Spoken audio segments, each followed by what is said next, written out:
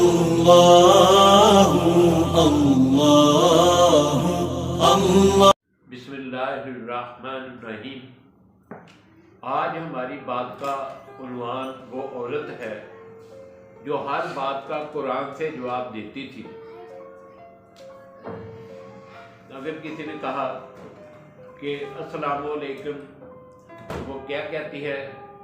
سلام قول من رب الرحیم، جو سورۃ واقعہ میں ہے۔ اگر کسی نے پوچھا کہ تیرے بیٹوں کا کیا نام ہے، تو وہ آیت پڑھ دیتی جس میں آیت میں ذکر ہے کہ اللہ نے ابراہیم کو خلیل بنایا، موسیٰ علیہ السلام سے کلام فرمایا، اور یحییٰ کتاب مضبوط سے پکڑ لے۔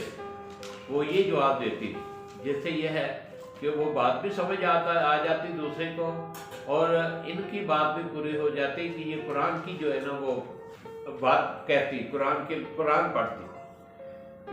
یہ عبداللہ بن مبارک رحمۃ اللہ علیہ فرماتے ہیں کہ میں ایک مرتبہ حج کو گیا۔ ایک سفر کے دوران راستے میں مجھے ایک بڑھیا بیٹھی ہوئی ملی جس نے اونٹ کی قمیض پہنی ہوئی تھی اور اون کی اوڑھنی اوڑھی ہوئی تھی۔ میں نے اسے سلام کیا تو اس نے جواب دیا، سلام قول من رب الرحیم۔ میں نے پوچھا، اللہ پاک تم پر رحم کرے، یہاں کیا کر رہی ہو؟ وہ کہنے لگی، من یضلل اللہ فلا ہادی لہ، جس کا ترجمہ ہے جسے اللہ گمراہ کر دے اس کا کوئی رہبر نہیں ہوتا۔ یعنی اس نے یہ بات کا اظہار کیا کہ میں اپنا راستہ کھو چکی ہوں۔ میں سمجھ گیا کہ وہ راستہ بھول گئی ہے۔ میں نے پوچھا کہاں جانا چاہتی ہوں؟ کہنے لگی، سبحان الذی اسری بعبادہ لیلا من المسجد الحرام الی المسجد الاقصی۔ پاک ہے وہ ذات جو اپنے بندے کو رات کے وقت مسجد حرام سے مسجد اقصی تک لے گئے۔ میں سمجھ گیا کہ وہ حج ادا کر چکی ہے اور بیت المقدس جانا چاہتی ہے۔ میں نے پوچھا کب سے یہاں بیٹھی ہو؟ کہنے لگی، ثلاث لیال سویہ، پوری 3 راتیں، یعنی 3 راتیں ہو گئی مجھے یہاں پہ بیٹھے ہوئے۔ میں نے کہا تمہارے پاس کچھ کھانا وغیرہ نظر نہیں آ رہا، کھاتی کیا ہو؟ جواب اس نے دیا، ہوا یطعمنی و یسقین۔ میں نے پوچھا وضو کس چیز سے کرتی ہو؟ کہنے لگی، فتیمموا صعیدا طیبا، پاک مٹی سے تیمم کر لو، یعنی میں تیمم کر لیتی ہوں۔ میں نے کہا میرے پاس کچھ کھانا ہے، کھاؤ گے؟ جواب میں اس نے کہا، اتموا الصیام الی اللیل، رات تک روزہ کو پورا کرو۔ یعنی اس نے اس بات کا اظہار کیا کہ میرا روزہ ہے۔ میں نے کہا یہ رمضان کا زمانہ تو ہے نہیں۔ وہ بولی، وَمَن تَطَوَّعَ خَيْرًا فَإِنَّ اللَّهَ شَاكِرٌ عَلِيمٌ، جو بھلائی کے ساتھ نفلی عبادت کر لے تو اللہ شاکر اور علیم ہے۔ یعنی اس نے کہا کہ میں نے روزہ رکھا ہوا ہے، نفلی عبادت کی ہے۔ میں نے کہا سفر کی حالت میں روزہ نہ رکھنا بھی جائز ہے؟ کہنے لگی، وَأَن تَصُومُوا خَيْرٌ لَكُمْ إِن كُنتُمْ تَعْلَمُونَ، اگر تمہیں ثواب کا علم ہو تو روزہ رکھنا زیادہ بہتر ہے۔ میں نے کہا تم میری طرح کیوں نہیں بات کرتی؟ جواب میں اس نے یہ کہا، مَا يَلْفِظُ مِن قَوْلٍ إِلَّا لَدَيْهِ رَقِيبٌ عَتِيدٌ، انسان جو بات بھی بولتا ہے اس کے لیے ایک نگہبان فرشتہ مقرر ہے۔ میں نے پوچھا تم ہو کون سے قبیلہ سے؟ کہنے لگی، وَلَا تَقْفُ مَا لَيْسَ لَكَ بِهِ عِلْمٌ، جس بات کا تمہیں علم نہیں اس کے پیچھے مت پڑو۔ میں نے کہا معاف کرنا، مجھ سے غلطی ہوئی۔ لا تتریب علیکم اليوم یغفر اللہ لکم، تجھ پر کوئی ملازمت نہیں، اللہ تمہیں معاف کرے۔ اس نے کہا میں نے کہا اگر چاہو تو میری اونٹنی پر سوار ہو جاؤ اور اپنے قافلے سے جا ملو۔ کہنے لگی، ما تفعلوا من خیر یعلمہ اللہ، تم جو بھی بلائی کرو اللہ اسے جانتا ہے، یعنی اس بات کے آمادہ ہوئے کہ سواری پر بیٹھنے کے لیے۔ میں نے اپنی اونٹی کو بٹھا دیا، مگر سوار ہونے سے پہلے وہ بولی قُل لِّلْمُؤْمِنِينَ يَغُضُّوا مِنْ أَبْصَارِهِمْ، مسلمان مردوں سے کہہ دو کہ اپنی نگاہیں نیچی رکھا کریں۔ میں نے اپنی نگاہیں نیچے کر لی اور اس سے کہا سوار ہو جاؤ، لیکن جب وہ سوار ہونے لگی تو اچانک اونٹنی بگڑ کر بھاگ کھڑی ہوئی اور اسے جدوجہد میں اس کے کپڑے پھٹ گئے۔ اس پر وہ بولی ما اصابکم من مصیبت فبما کسبت ایدیکم، تمہیں جو کوئی مصیبت پہنچتی ہے وہ تمہارے اعمال سے ہوتی ہے۔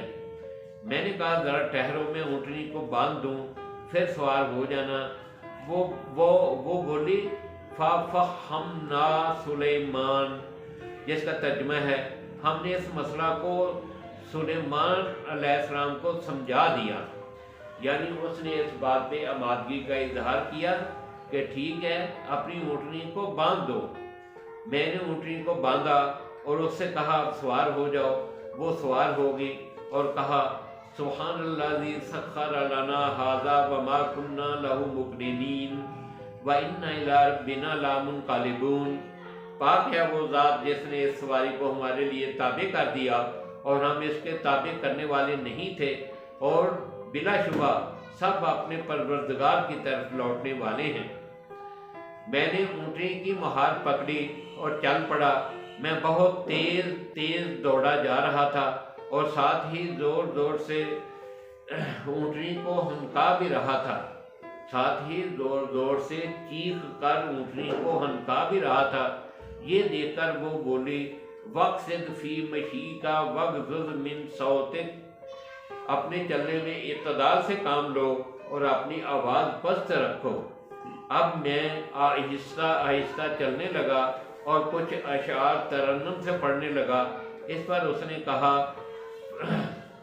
فَقْرُوا مَا تَيَسَّرَ مِنَ الْقُرْآنِ، قرآن میں سے جتنا حصہ پڑھ سکو پڑھ لو، یعنی یہ شعر وغیرہ پڑھنے کی بجائے قرآن میں سے جتنا پڑھنا چاہو وہ پڑھ لو۔ میں نے کہا تمہیں اللہ کی طرف سے بڑی نیکیوں سے نوازا گیا ہے۔ وہ بولی وَمَا يَذَّكَّرُ إِلَّا أُولُو الْأَلْبَابِ، صرف عقل مند لوگ ہی نصیحت حاصل کر۔ کچھ دیر خاموش رہنے کے بعد میں نے اس سے پوچھا تمہارا کوئی شعور ہے؟ لا تسألوا عن اشیاء تبد لکم تسؤکم، ایسی چیزوں کے بارے میں مت پوچھو جو اگر تم پر ظاہر کر دی جائے تو تمہیں بری لگے۔ اب میں خاموش ہو گیا اور جب تک قافلہ نہیں مل گیا میں نے اس سے کوئی بات نہیں کی۔ قافلہ سامنے آ گیا تو میں نے اس سے کہا یہ قافلہ سامنے آ گیا ہے، اس میں تمہارا کون ہے؟ وہ بولی المال والبنون زینت الحیات الدنیا، مال اور بیٹے دنیاوی زندگی کی جو ہے نا زینت ہے، یہ اس نے جواب دیا۔ میں سمجھ گیا کہ قافلہ میں اس کے بیٹے موجود ہیں۔ میں نے پوچھا قافلے میں ان کا کام کیا ہے؟ وہ بولی وَعَلَامَاتٍ وَبِالنَّجْمِ هُمْ يَهْتَدُونَ، علامتیں ہیں اور ستارے ہی سے وہ راستہ معلوم کرتے ہیں۔ میں سمجھ گیا کہ قافلہ میں اس کے بیٹے رہبر ہیں، چنانچہ میں اسے لے کر خیمے کے پاس گیا اور پوچھا یہ خیمے آ گئے ہیں، اب بتاؤ تمہارا بیٹا کون ہے؟ کہنے لگی، یہاں پہ بھی اس نے قرآن پاک کی آیتیں پڑھی، نام ویسے بھی بتا سکتی تھی لیکن اس کی کلام پاک کی آیتیں پڑھی جس کا ترجمہ ہے اللہ نے ابراہیم کو خلیل بنایا، اللہ نے موسیٰ علیہ السلام سے کلام فرمایا، اے یحییٰ کتاب مضبوطی سے پکڑ۔ یہ سن کر میں نے آواز دی یا ابراہیم، یا موسیٰ، یا یحییٰ۔ تھوڑی سی دیر میں چند نوجوان جو چاند کی طرح خوبصورت تھے میرے سامنے آ کھڑے ہوئے۔ جب ہم سب اطمینان سے بیٹھ گئے تو اس عورت نے بیٹوں سے کہا فَابْعَثُوا أَحَدَكُمْ بِوَرِقِكُمْ هَٰذِهِ إِلَى الْمَدِينَةِ فَلْيَنظُرْ أَيُّهَا أَزْكَىٰ طَعَامًا فَلْيَأْتِكُمْ بِرِزْقٍ مِّنْهُ۔ اب اپنے میں سے کسی کو یہ روپیہ دے کر شہر کی طرف بھیجو، پھر وہ تحقیق کرے کہ کون سا کھانا زیادہ پاکیزہ ہے، سو اس میں سے تمہارے لیے کچھ کھانا لے آئے۔ یہ سن کر ان میں سے ایک لڑکا گیا اور کھانا خرید لایا۔ کھانا میرے سامنے رکھا گیا تو عورت نے کہا کُلُوا وَاشْرَبُوا ہَنِیئًا بِمَا أَسْلَفْتُمْ فِی الْأَیَّامِ الْخَالِیَہ۔ خوشگواری کے ساتھ اللہ پاک نے جنتی لوگوں سے فرمائیں گے خوشگواری کے ساتھ کھاؤ پیو، یہ سب ان اعمال کا بدلہ ہے جو تم نے پچھلے دنوں دنیا میں کیے ہیں۔ اب مجھ سے رہا نہ گیا، میں نے لڑکوں سے کہا تمہارا کھانا بھی حرام جب تک تم مجھے اس عورت کی حیثیت نہ بتلاؤ۔ لڑکوں نے کہا ہماری ماں کی 40 سال سے یہی کیفیت ہے، 40 سال سے اس نے قرآنی آیات کے سوا کوئی جملہ نہیں بولا، اور یہ پابندی اس نے اپنے اوپر اس لیے لگائی ہے کہ زبان سے کوئی ناجائز یا نامناسب بات نہ نکلے جو اللہ تعالیٰ شانہ کی ناراضگی کا سبب بنے۔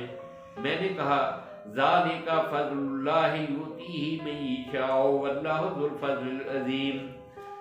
کتنی خوش قسمت ہے عورت جس نے آخرت کو اپنا نصب العین بنایا۔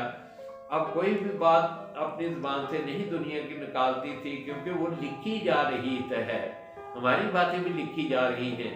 فرشتے ہمارے ساتھ مقرر ہیں جو ہماری ہر بات کو لکھتے ہیں، تو ہم بھی ایسی باتیں نکالیں اپنے زبان سے جو کل قیامت کے دن ہمیں نفع دینے والی ہو۔